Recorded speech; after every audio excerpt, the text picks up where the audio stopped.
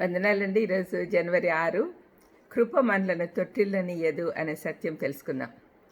యూదా 1:24 తొట్టిల్లకుండా మిమ్మల్ని కాపాడుటకును తన మహిమ ఎదుట ఆనందంతో మిమ్మను నిర్దోషులనుగా నిలవబెట్టుటకు శక్తిగల మన రక్షకుడైన యేసు అని రాయబడి ఉంది. యేసుక్రీస్తు ప్రభు విశ్వాసులందరినీ తన కృప నుండి తొట్టిల్లకుండా కాపాడుతాడు. దానికి కారణం ఏమంటే ఆయన తన కృపతో మనల్ని రక్షించి మనం ఆయన సొత్తు అని ప్రకటించాడు.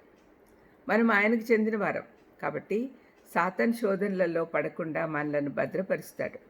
తన తండ్రి ఎదుట నిర్దోషులనుగా నిలబెట్టాలని ఆయన ఉద్దేశం.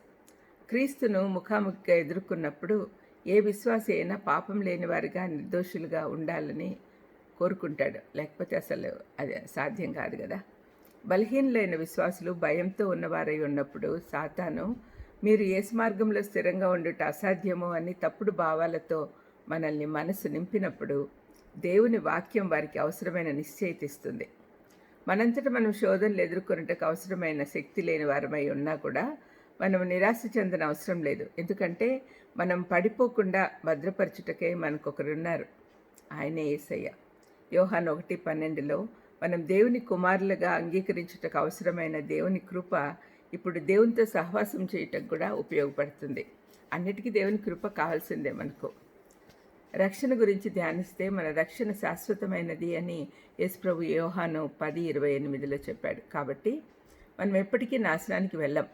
రక్షణలో రెండవ దశ అయిన పవిత్రీకరణ లేక దేవునితో నడక గురించి తెలుసుకోవాలంటే యాకోబు 4:8 చెప్పబడినట్లు దేవుని యొద్దకు రండి, అప్పుడు ఆయన మన యొద్దకు వస్తాడు అని రాయబడింది.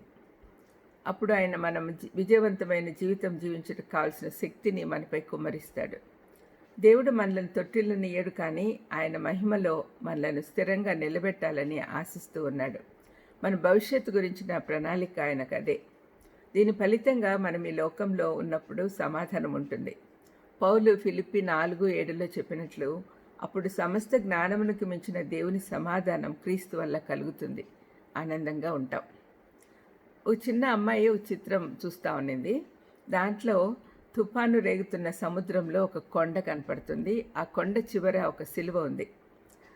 ఒక స్త్రీ ఆ తుఫాను నుండి తప్పించుకొని చాలా అలసిపోయి ఆ కొండ అంచును పట్టుకొని వేలాడుతూ ఉంది. ఆమె పాదాల యొద్ద ఒక పగిలిపోయిన ఓడ చెక్కను ఆధారం చేసుకున్న ఒక వ్యక్తి తాలూకు చెయ్యి మునిగిపోతూ కనపడతా ఉంది.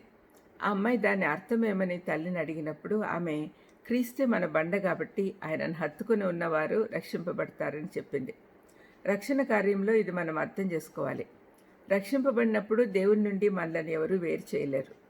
రోమా 8:35-39 వరకు ఇది స్పష్టం చేయబడి ఉంది. రెండవ దశలో మనం ఆయనను పట్టుకుని ఉంటే ఆయన మనల్ని పడిపోకుండా కాపాడతాడు.